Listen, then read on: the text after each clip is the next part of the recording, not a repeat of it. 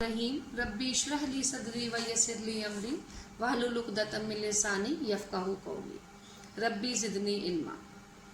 अजीज़ तालिबात, मुताले पाकिस्तान के आज के दूसरे लेक्चर में मैं आपको खुशामदीद कहती हूँ और मैं उम्मीद करती हूँ कि आप सब खैरियत से होंगे। जी तालिबात, लेक्चर नंबर 1 में हमने नज़रिया पाकिस्तान, कायदे आज़म और नज़रिया पाकिस्तान क्या था और इल्लामा इक़बाल ने इस नज़रिए के बारे में क्या बताया, हमने डिटेल में पढ़ा। आज के लेक्चर में हम पढ़ेंगे नज़रिया पाकिस्तान के अज्ज़ाए तरकीबी, यानी वो कौन से अज्ज़ा हैं जो कि वजूहात बने मुसलमानों के लिए एक अलहदा वतन हासिल करने के लिए। इसमें तालिबात सबसे पहले आता है अकायद व इबादात। अब हमें सबसे पहले तो ये देखना होगा कि अकीदा क्या है और इबादात हमारी कौन कौन सी हैं। तालिबात, अगर हम अकायद की बात करें तो अकायद में है तौहीद है, रसालत है, यौम आखिरत पर ईमान, फरिश्तों पर ईमान, इल्हामी किताबों पर ईमान। ये तमाम चीज़ें हमारे अकायद से ताल्लुक़ रखती हैं। और इबादात, एक मुसलमान होने के नाते हम पर जो इबादात फ़र्ज हैं उनमें नमाज, रोज़ा, ज़कात और हज है। इसके मुताबिक दूसरा जुज़्व जो कि नज़रिया पाकिस्तान में बहुत अहमियत का हामिल है वो है जमहूरी इक़दार का फ़रोग़। जमहूरी इक़दार को बरकरार रखने के लिए जिन चीज़ों की ज़रूरत है वो है मुसावात, बराबरी और जवाबदेही। नंबर 3 है मौशरती इंसाफ और मुसावात। माशरे में इंसाफ की, मुसावात की, अखुवत और भाईचारा, अदल व मुसावात और माशरती बहबूद, यकसा अदालती निज़ाम का होना, कानून की अमल बरदारी, अवाम को इंसाफ की फराहमी, इस्लाम में औरत का मुकाम और दौलत की मुनसफाना तकसीम और मिसाली इस्लामी रियासत का क़याम। ये तमाम चीज़ें माशरे में इंसाफ और मुसावात को बरकरार रखने के लिए ज़रूरी हैं। चौथा जुज़्व है शहरियों के हकूक़ व फ़राइज़। हकूक़ व फ़राइज़ का बाहमी तवाज़ुन होना, शहरियों के बुनियादी हकूक़ का ख्याल रखना, जान, माल और इज़्ज़त की हिफाजत करना, इस्लाम की जानिब से अता करदा इंसानी हकूक़, अक़लियतों का तहफ़्फ़ुज़ और मज़हब के मुताबिक ज़िंदगी गुजारने का उनको हक देना। अजीज़ तालिबात, 5वां पॉइंट है अखुवत और भाईचारा। इसका ताल्लुक़ हमारे मज़हब से है। इस्लामी भाईचारा होना चाहिए, इमदाद बाहमी हो और आला व अरफा जज्बा जिसका होना तमाम मुसलमानों में या एक मिल्लत के तमाम अफराद में इस चीज़ का होना बेहद ज़रूरी है। इस तालिबात, नज़रिया पाकिस्तान के अज्ज़ाए तरकीबी को चंद नुकात की सूरत में पहले हम डिस्कस कर चुके, अब हम इसकी तफसील देखते हैं। बरसगीर के मुसलमानों के लिए एक अलहदा रियासत इसलिए हासिल करना ज़रूरी हो गया था ताकि मुसलमान अल्लाह ताला के हतमी और कतई इक़्तिदार आला के तस्वुर को अमली सूरत में पेश कर सके। उस ज़ात अज़ीम की बरतर और मुतलिक कुव्वत को नाफिज किया जाए और एक ऐसा निज़ाम राइज हो जिसमें कुरान पाक और अहादीस रसूल मकबूल सल्लल्लाहु अलैहि वसल्लम के असूलों को अपनाया गया हो। तालिबात, इस्लाम महज इबादात और रसूमात का मजमुआ नहीं है बल्कि एक मुकम्मल ज़ाब्ता हयात है जो हमें ज़िंदगी के तमाम तकाज़ों को पूरा करने की मुकम्मल सलाहियत देता है। इसमें माशरत, मईशत, अखलाकियात और सियासियात के तमाम मकासद को पूरा करने का सामान मौजूद है। इस्लामी निज़ाम जदीद तरीक़ों से हम आहंग है और हर दौर के लिए मुकम्मल तौर पर काबिल अमल भी है।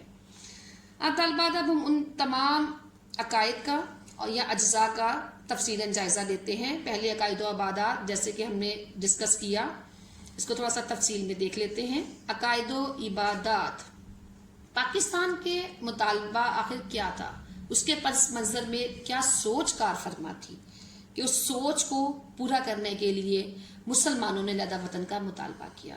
वो सोच थी मुसलमानों के अपने अकायद और उनके इबादात। आप तालिबात ये बात जानती हैं कि बरसगीर में 2 कौमें आबाद थी, हिंदू और मुसलमान। हिंदुओं के नज़रियात, उनका मज़हब, उनकी सोच मुसलमानों से यकतर मुख्तलिफ थी। مسلمان ان کے ساتھ کبھی بھی اکٹھے ایک وطن میں نہیں رہ سکتے تھے، اس لیے مسلمانوں نے ایک علیحدہ وطن کا مطالبہ کیا، کیونکہ ان کی عبادات میں نماز ہے، روزہ ہے، زکوٰۃ ہے، حج ہے، جہاد جو ہمارے اسلام کا بہت اہم عنصر ہے، یہ تمام چیزیں ہماری شناخت اور ہماری پہچان ہیں، جو ہمیں ہندوؤں سے یکسر مختلف اور علیحدہ قوم ہونے پہ مجبور بھی کرتی ہیں۔ اب جہاد کی جو قسمیں ہیں طالبات آپ جانتی ہیں، جہاد بن نفس ہوتا ہے، جہاد بن مال ہے، دونوں کی اسلام میں بہت تلقین کی گئی ہے۔ جہاد بن نفس سے مراد ہے کہ اپنی جان کو اللہ کی راہ میں پیش کر دینا، اور جہاد بن مال ہے کہ اپنے مال کے ذریعے اگر جان کے ساتھ خود سے جانے کی سکت نہیں رکھتے تو اپنے مال کو جہاد کے لیے پیش کر دیا جائے۔ تمام عبادات و جہاد کا بنیادی مقصد اپنے آپ کو اللہ تعالیٰ کی منشا کا پابند بنانا ہے۔ منشا کا مطلب اللہ تعالیٰ کی رضا میں راضی ہونا۔ عبادات مسلمانوں کو اللہ کی راہ میں چلنے اور اس کی خاطر جینے اور مرنے کے لیے تیار کر دیتی ہیں، اور اللہ پاک کے علاوہ کسی دوسرے کا محتاج بننے سے روکتی بھی ہیں۔ یہ کردار تعمیر کرنے میں معاون ثابت ہوتی ہیں اور ایک مثالی اسلامی ریاست اور معاشرے کی تشکیل کی راہ بھی ہموار کر دیتی ہیں۔ دوسرا ہمارا جو پوائنٹ ہے وہ ہے جمہوری اقدار کا فروغ۔ آخر جمہوریت ہے کیا؟ طالبات آپ اپنے ارد گرد، اپنے انوائرمنٹ میں، اپنے ماحول میں دیکھیں، میڈیا پر بھی آپ کو اکثر جمہوریت کا لفظ جو ہے وہ سننے کو ملتا ہے کہ جمہوریت ہے کیا۔ کہا جاتا ہے ہماری حکومت ایک جمہوری حکومت ہے، تو ہم تھوڑا سا اس کو دیکھ لیتے ہیں کہ آخر جمہوریت ہوتی کیا ہے۔ طالبات ہمارے اسلامی معاشرے اور ریاست کی بنیاد مشاورت پر ہے۔ مشاورت سے مراد مشورے پر ہے۔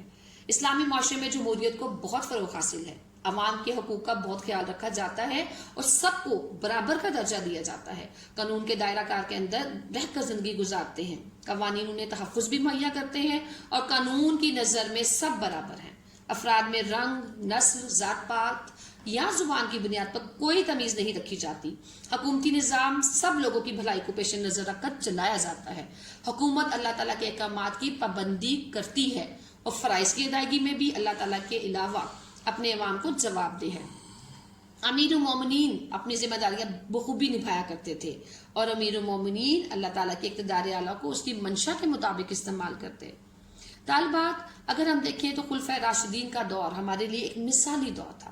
خلیفہ اول حضرت ابو بکر صدیق رضی اللہ تعالیٰ عنہ خلیفہ کے طور پر جب اختیارات انہوں نے سنبھال لیے تو صاف صاف کہہ دیا کہ اے میرے لوگوں، کہ اگر میرے احکامات پر آپ لوگ اس وقت تک عمل کرنا جب وہ احکامات اللہ اور اس کے رسول کے احکامات کے متصادم نہ ہوں۔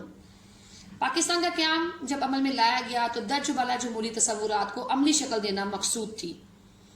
اس کے لیے قائد اعظم نے 14 فروری 1948 کو سبی کے مقام پر تقریر کرتے ہوئے کیا فرمایا اور پاکستان کی غرض و غایت کو کن الفاظ میں پیش کیا، اس کو دیکھتے ہیں۔ قائد اعظم نے فرمایا، آؤ ہم اپنے جمہوری نظام کو اسلامی رنگ میں اسلامی اصولوں کے مطابق بنیاد فراہم کریں۔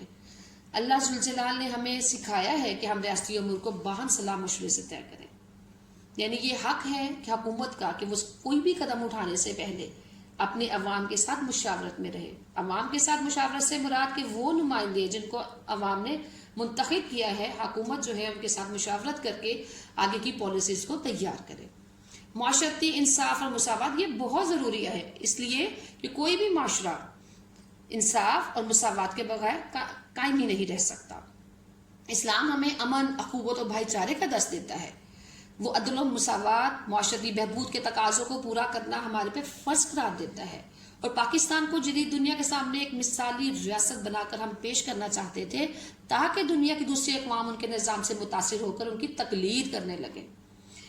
طالبات ایک منصفانہ معاشرے کا قیام عمل میں لاتے ہوئے مسلمانان بر صغیر نے عدل اور سماجی مساوات پر بہت زور دیا ہے۔ معاشرے میں ذات پات، رنگ و نسل، زبان کی تمیز رکھے بغیر سب کو مساوی درجہ دیا ہے۔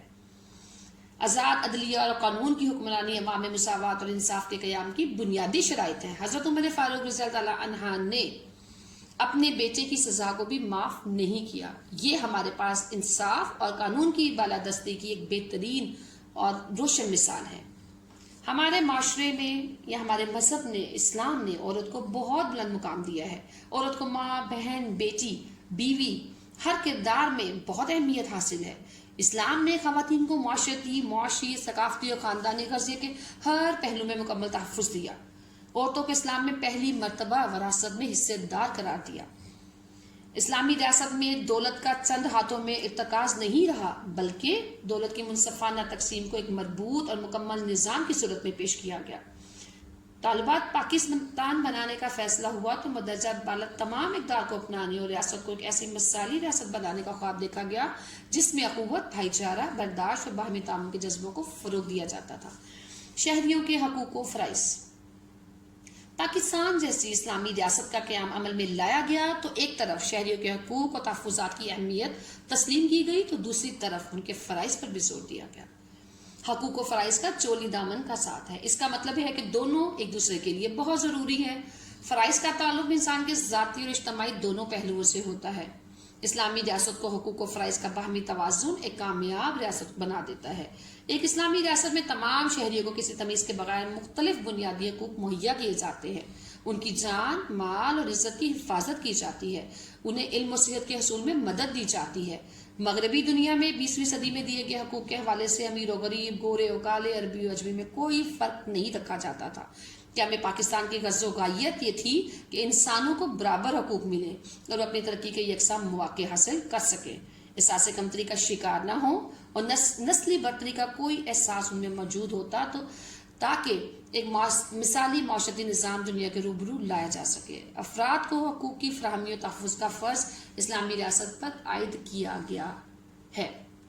پاکستان میں اسلامی معاشرے کے اثر نو قیام کا خواب جب دیکھا گیا، انسانی عظمت کو نئے سرے سے اجاگر کرنے اور عدل و انصاف پر مبنی معاشرے کے لیے اسلامی اصولوں کو اپنانے کا فیصلہ ہوا۔